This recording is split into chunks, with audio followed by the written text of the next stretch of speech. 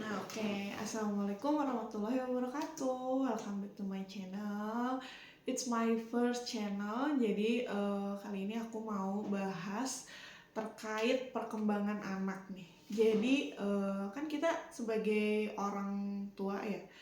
Di sini aku akan ngebahas bagaimana sih kalau misalkan anak kita itu hyperaktif. Jadi awal cerita, aku tuh punya anak. Sekarang anakku udah 3 ya. Yang pertama aku panggilnya Babang.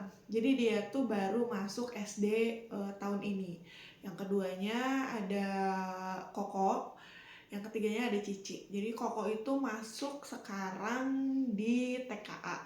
Untuk Cici sendiri dia baru masuk ke toddler barengan sama Kokonya. Nah, jadi sekarang tuh aku lagi pulang dari sekolah. Kita ngobrol sama orang psikolognya Abang.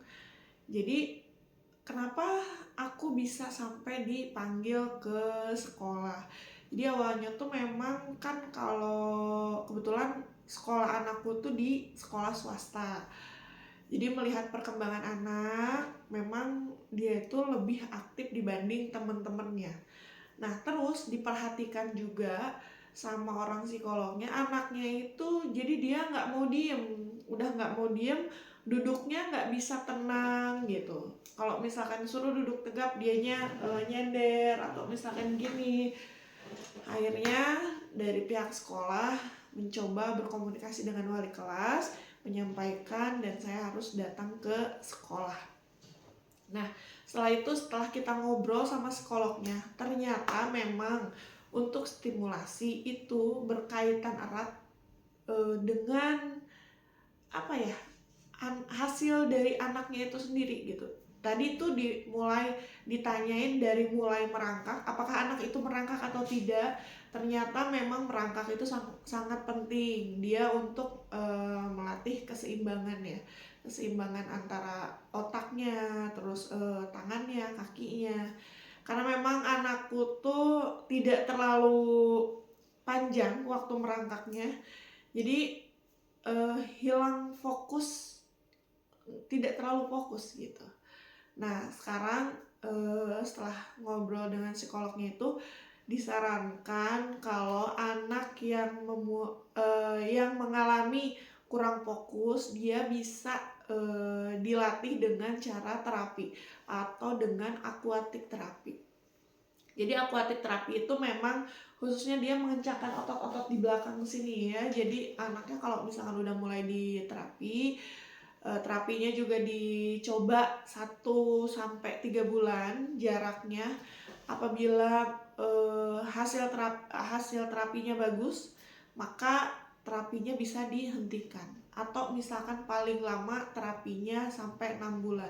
Tapi biasanya kalau untuk terapi itu memang berjangka gitu. Jadi kalau misalkan setelah selesai terapi dikatakan terapinya tuntas, maka itu boleh dilanjutkan renang seperti biasa, atau misalkan kita mengikuti les-les renang dengan sendirinya.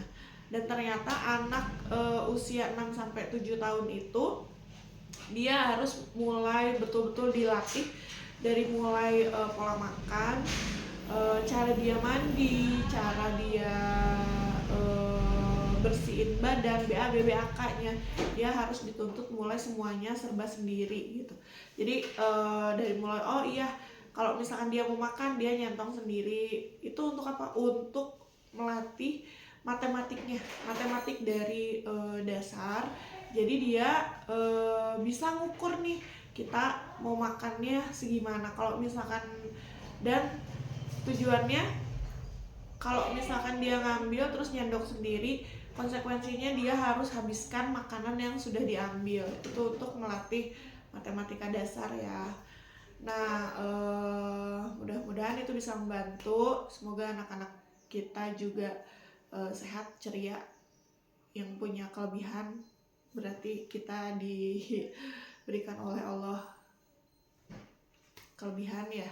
Oke, sekian dari saya. Assalamualaikum warahmatullahi wabarakatuh.